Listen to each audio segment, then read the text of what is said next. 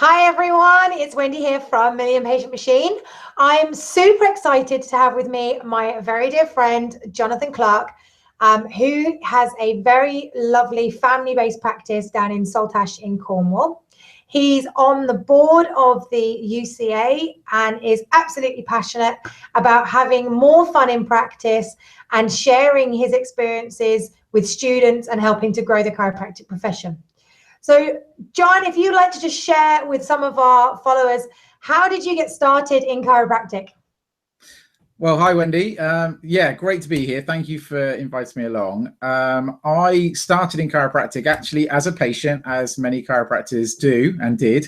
When I was a teenager, I used to play rugby and I managed to break my neck twice playing rugby and I blew a disc in my lower back. So I understood what pain felt like. And I did what everyone does. I went to my GP because I was suffering horrendous sciatica, migraines 3 or 4 times a week, and I was getting full body painful paralysis, which feels like someone sticking hot pokers into every part of you at the same time. So like I said, I know what pain feels like. So I went to my doctor, brilliant local GP in our local town, and she did what she could do best. She went to her toolkit and she pulled out some medications, and for me that didn't work. So I went back to her and she said, okay, we'll give you some stronger ones. And once again, for me, that didn't work. So a friend of mine at the time said, have you ever been to a chiropractor? And I was a little bit like, well, what do they do, backs or feet? Why would I go and see one of them? But nevertheless, I went along to a practice in our local area and I sat in front of a wonderful chiropractor who took the time at the beginning to explain what chiropractic was, how it worked, and what I could expect right from the beginning in a health class. And when I was there with my family, we listened to what they had to say. We learned about chiropractic at that early stage, and we all decided as a family to start care and start finding out if chiropractic can make a difference for us.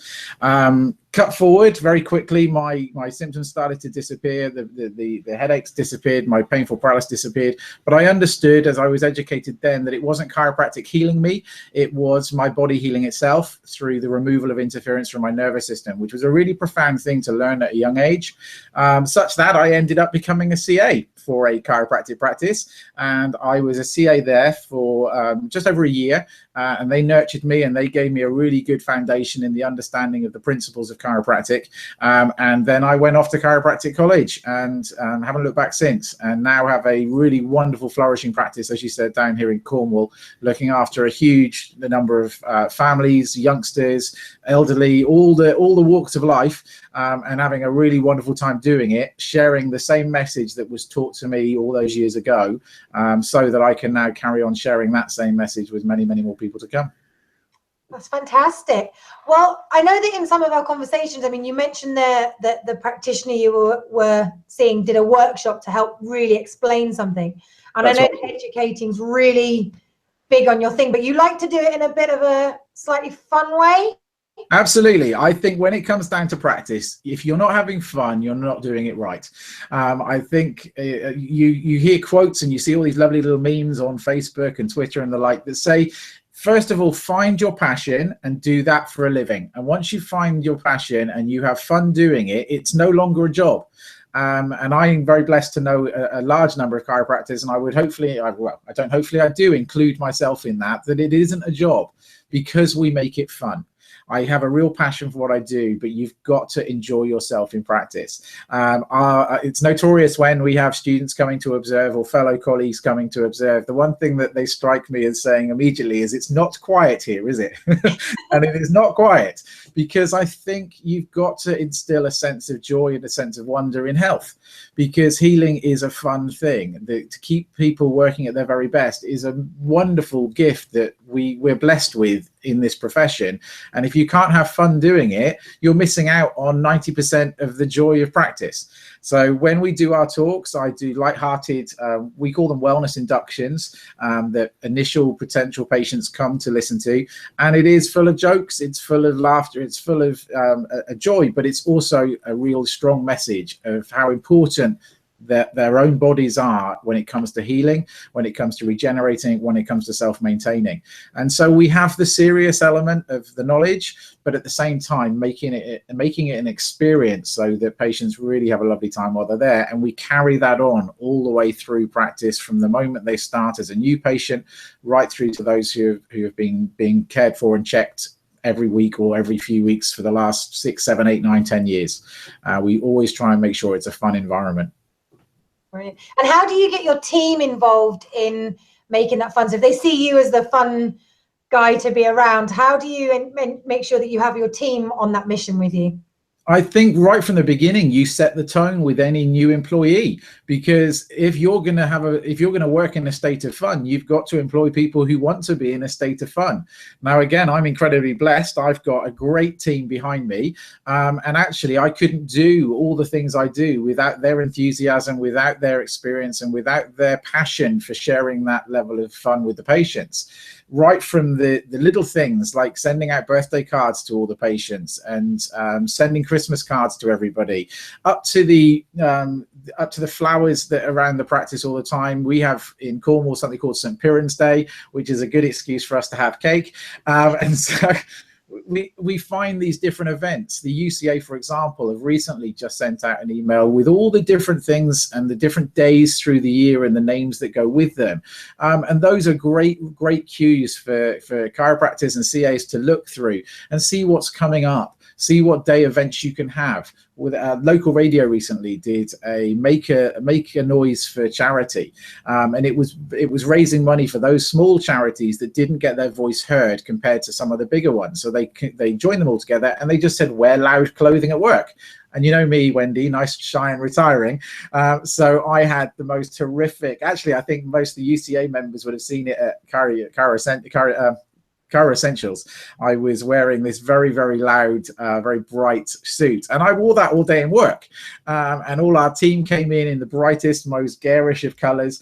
And we had such a riot that day. Patients were laughing, we were laughing, and it just really injects a sense of joy into a practice when you can have a really great sense of humor, not only from yourself, but also from your team. They are the masters of your practice. If you can instill a sense of joy in your team and give them the same passion that you as the chiropractor has, it's a winning combination. You cannot go wrong, because you have a team that work behind you, do things to keep the practice looking fantastic, and they feel part of your team. You can't, well, I say you can't, you can do what you like, but you, in my opinion, I think you need to realize that you are a team and not a chiropractor with staff. Because if you don't recognize that they are the masters of your ship and they are the ones that allow your practice to grow and build and maintain, then you will find that it doesn't matter what you as the chiropractor do, if your team aren't on the same page and aren't driving in the same direction as you, you're never going to do as well as you could be if they were all working together as a unit. And having fun in practice is a very, very easy way of doing that, because everyone's laughing, everyone's high-spirited, but still making sure they're delivering the best possible service to the patients that come through the door. So you don't find that it detracts and people just get carried away? I know some people kind of hide behind a knowledge front. You don't find that that detracts from your message of seriousness if you have that light-hearted approach at all? Not in the slightest, because there is a balance. There's light and shade. There are those times at the early stages where many of us know that when people first come through the door, many of them are suffering. They've been suffering sometimes for many, many years. And so it's about recognizing the light and shade in the delivery of care. When you're meeting someone the first time, you come to them at their level. But just hearing laughter happening in the practice elsewhere is enough to lift their spirits just a little bit. I know a brilliant chiropractor, Dr. Chris Partridge, who works up in Sherwood, Nottingham. He has, and rightly instills in his practice, something called the Disney experience. And anyone that knows Disney knows that whenever you go to any of their parks, any of their themed areas, they deliver a quality of service that is above and beyond. And if you can read, there's great books written on it, and you can look into those concepts. But I think the simplest thing is, if you can have a patient go out the door at the end of a visit happier and smiling and feeling just that little bit more raised than they were when they came in, you have done your job. Certainly locating and removing nerve interference where necessary through an adjustment is really powerful, but just to emotionally lift someone can be just as powerful to that patient as the adjustment might be to them. And therefore, when someone comes in at the beginning of care and they may be suffering and they may be feeling a little low and they've had these problems for a long time, still go into the visit with that mentality that even though you're going to be much more calm, quieter, and approach that patient in a gentler fashion, it's still your intention for them to leave the building feeling just that little bit brighter in themselves. And sometimes that can just be by greeting them by name when they come through the door. Such a simple little thing. You know from your appointment book who's due. And if your CAs don't recognize them, you don't recognize them, there's a pretty good bet they're the new patient. So if you know their name, just being able to say, hi, you must be Wendy, my name's John, lovely to meet you. The team's going to be looking after you to begin with, or the CA doing the greeting, hi, my name's Nick, lovely to meet you, come on in, let me show you what's going to happen, let me explain what's going to happen. They're already at a sense of ease, and that can be a joyful experience. It doesn't have to be the big bells, glitz and whistles. It can just be those extra fine touches that turn a nervous, apprehensive patient into someone who thinks, I've made the right decision. I've come to somewhere where they already care enough about me to know my name from the moment I walk through the door. You don't get that in other places. You go to your GP surgery and they may be the loveliest people in the world, but they can still be those front desk receptionists, those front desk staff. They can be beautiful people, but you can still go into a GP surgery and them not even look up to acknowledge your presence. Ironically, we look after a lot of GP members from a local couple of surgeries, and they come in and they go, how do you do it? It's such a joy to be in here. It's so wonderful. And I say to them, you can do this. This isn't something that you have to have inherently within you. You can make the difference in the fun in your practice simply by raising your game such that the patients will raise their game. And yes, of course, patients who've been with us a long time, they come in and it's all giggles and laughter and joy and fun right from the get-go, because they now know what they're coming into, and they're always looking forward to seeing what's new, who's doing what's the new thing today. My loud shirts, this beautiful little number, for example. There are all these sorts of little things that you can do to inject a little bit of fun. They tease me with the shirts and the clothes I wear, but do you know what? Great, because if that makes them laugh and it makes them smile and it raises their emotions, I've done my job. And it sounds like you really give a human feel to everything that you do. You're very authentic in your delivery. And like you say, I mean, top tip there, it's just so easy to go above and beyond in any practice or any kind of practice and really deliver something extraordinary for your patients that everybody wants to be part of. Absolutely. And the little things, they're not big grandiose events. Like I said, for us, just to send a Christmas card, it sounds daft, and we see a lot of people, so it takes a lot of work. We have to start writing them in August. But if we have, yeah, you write those Christmas cards. We had and on the birthday card note, we had a patient that came in, lovely guy, been with me for a little while, and he was in his late 60s, early 70s, and we, as a standard, we think nothing of it. It's write a birthday card, send a birthday card. Would they give us a date of birth? It's it's not a hard job to do, and every month they just get sent out. This chap came in to see us, and he came in and he sat down and he said, I just want to say to you, thank you for my birthday card. And we go, absolute pleasure. He said, it's the first birthday card I've received in 12 years. He had no living relatives, no local friends. And for him, it was the most brilliant experience he'd had on his birthday in a long, long time. For us, it was just a simple another card who we sent off to a patient, but for him it was the most meaningful, most expressive thing he could have had in a very, very long time. It hadn't even occurred to me when we did this that there would be patients who hadn't received birthday cards, but when he said he hadn't had one in 12 years, then it reminds you why you do this. It's why you work that little bit harder.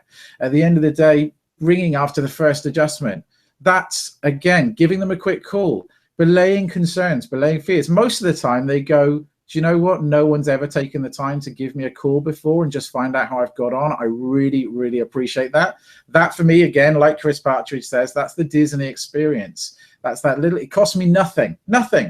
2 minutes, 3 minutes at the end of a day to make a quick phone call. Hi, just a courtesy call to check in with you to see how you've responded after your first adjustment. Nothing. For them, hugely, hugely powerful.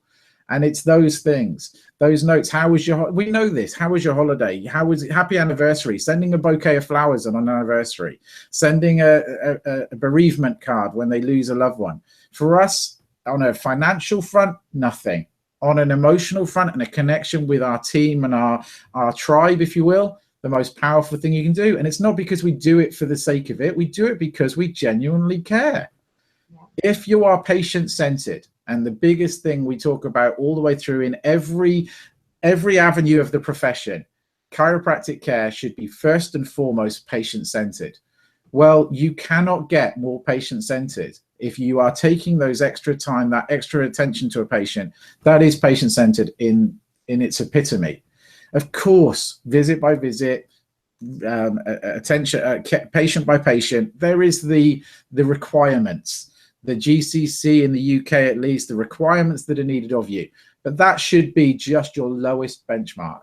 If you only aim for that, you're not having the fun in practice you could be having. You should be doing that as a standard and then exceeding that beyond and above and beyond.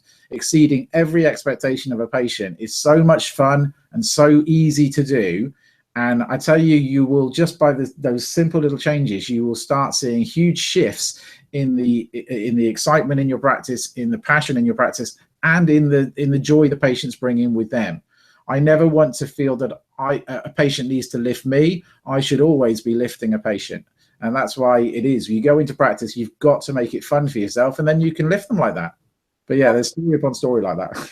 Yeah, no, that's a great tip. I mean, like you say, it's an ongoing cycle, isn't it? You lift them up, they lift you up. Everyone has more fun. Everybody wants to be part of the tribe. I love that phrase. Really, really cool.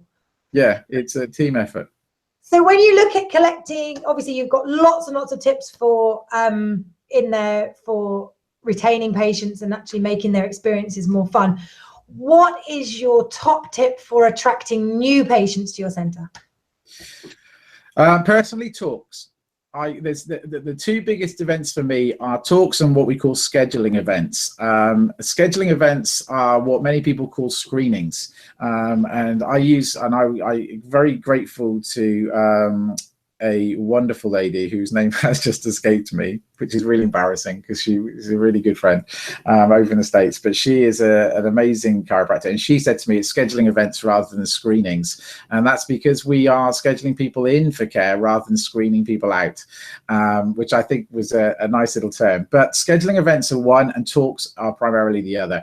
Scheduling events are easy because we can go out, we can just talk to people at fairs, health events, in church halls, at raffle, Christmas party, or the Christmas events, all those sorts of things, because you can simply talk to people and you can tell them what chiropractic is one-to-one, and you can get them booked in if they want to find out if chiropractic can make a difference to their lives. And there's lots of ways of doing those, and some of those I address when we talk at CE, and certainly I address a little bit more at Chiro Europe, and that's what we do there over in Spain. But as far as talks are concerned, going out and talking to a group of people there's no greater way of sharing the chiropractic message, because many people, they see chiropractic as this unknown ethereal thing over here that is cracking backs and hurting people, and it's painful, and it's about back pain, and it's about neck pain. And rather than go into a talk and say they're wrong, we go in and say, yes, you're absolutely right, and this is what else chiropractic can do. If you only go to a chiropractor for back pain, for neck pain, for headaches and the like, you can do incredibly well. Of course you can, you're absolutely right.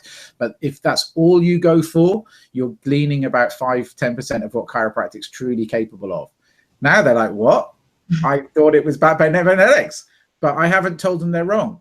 I've acknowledged them, but then also go on to explain what chiropractic really is and how it really works and what they can expect from us. And when you do that, you give a human face to the profession. Up until then, you were someone behind a closed door that cracked backs. Now there's someone they can see, hear, engage with, hear the passion from. Hopefully, as chiropractors going out and talking to people, you're going to deliver your passion. The irony being that people say, oh, you could sell anything to anyone. No, I can only sell what I truly love and believe in. I couldn't sell anything, but I absolutely, truly, and honestly believe and passionately in chiropractic. So yes, I could talk about that till the cows come home, because it really is something I have a passion for, and that comes across.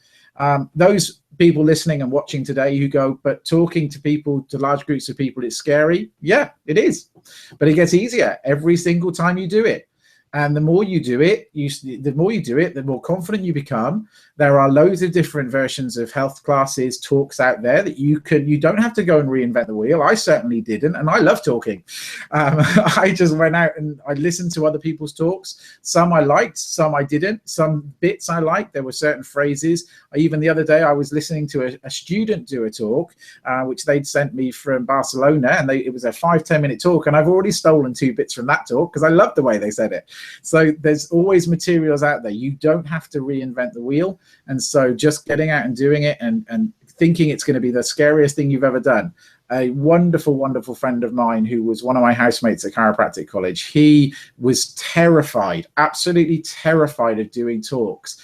And I was encouraging him and talking to him. And I remember, and I'll never forget it, I got a voicemail on my phone.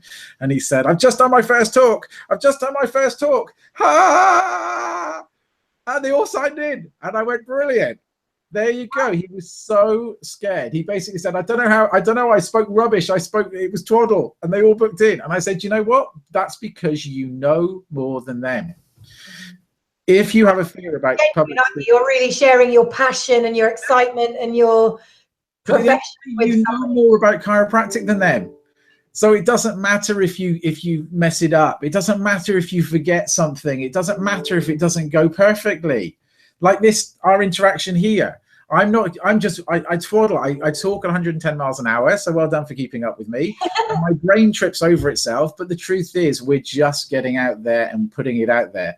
And some of what we say, people will go, I love that. And the rest of it was twaddle. But that doesn't matter, because they're gleaning something from this. And just as patients listening to a talk, it'll either resonate with them or it won't.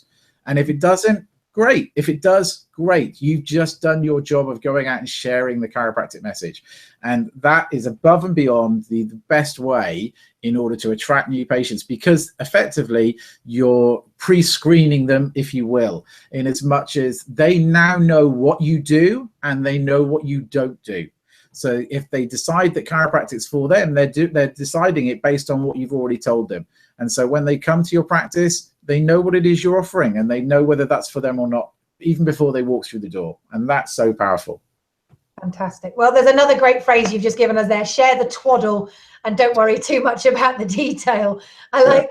It's a good way of thinking about bringing the message in a fun way, just talking and sharing it, isn't it? It's the old famous quote is the journey of 1,000 miles starts with a single step. So it's the same idea. You can't wait till it's perfect. Otherwise, it will never start. So you must just start, and then it becomes better and better and better. So it doesn't matter how scared you are of doing a talk, how worried you are about it going wrong. Just step up, get out, talk to people, and you'll find the more you do, the better and easier it'll get. And you'll be amazed at how well it's received. People are on your side. Yeah, there's very few situations where people genuinely are out to put somebody down. I think most people, we live in that kind of world, but actually people really want to bring each other up and will congratulate you on what you think is rubbish. People think is absolutely amazing. And there's so many places as well. It doesn't matter where you live, who you are. There's going to be WI groups. They're the best ones, because that's a lovely group of little old ladies who are always on your side right from the beginning. You've got Tang Women's Guilds. You've got pediatric groups. You've got mum and baby groups, for example. The list is endless. This year alone, I've got some 44 different external talks booked in. And it's easy to do. But it's easy to do. You can do it in an afternoon. You ring around and you just say, our chiropractor's offering to come and give you a talk about what chiropractic is. It'll cost you nothing. When would you like to book him in? Because with things like WIs and what have you, they're booking a year in advance, and most people charge to do a talk. So when someone comes along and says, I'd just love to share the message of chiropractic with you for free, brilliant. Bite your arm off if you're going to come and talk to us for free. So saying that I don't know where to do talks as well is a bit of an excuse that we might make for ourselves. And again, the reason why we're making that excuse is fear. So we need to get over the fear, step up and get out and talk to people. It's so easily done. Well, Jonathan, you've given us so many fantastic tips there. Finding new patients, how to have fun, how to engage, talk the twaddle. I've got some great notes, and I hope everyone else listening has as well. If anybody wants to find out more about what you do with the UCA or with your talks and on this topic of having fun, how can they get hold of you? They can get hold of me via my email address, which is in the 33 Principles magazine from the UCA. My email address is drjohndc41@gmail.com. But of course, as I said, through the UCA head office, sitting on the board, I'm pretty easy to find. I'm also on Facebook, which I use most often. If you haven't seen me replying to people on there yet, you're in a bit of a shadow, because I'm on there quite a lot. But hopefully you can find me on there as well if you want to get into contact.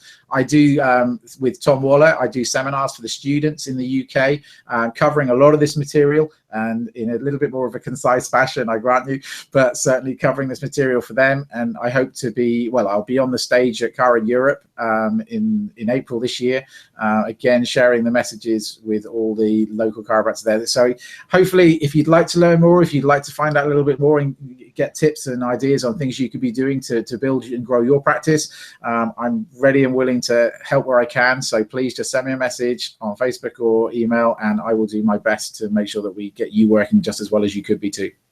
Perfect. And that's the whole purpose of Million Patient Machine as well. You know, everybody is really out there to help everybody and make sure that we all succeed and that we have a lot of fun along the way. So thank you very much. Thank you so much for joining us and sharing all your fabulous tips. For anyone else that hasn't yet seen the Million Patient Machine, do go to the events page. Check that out. You can come and share, like Jonathan said, we've touched on a lot of topics. There's going to be a lot more in-depth information coming on there about that as well. So, Dr. John, thank you so much for your time. Absolute pleasure. Thank you. Get back to serve Cornwall. Awesome. Have a great day. Thanks. Bye. Bye.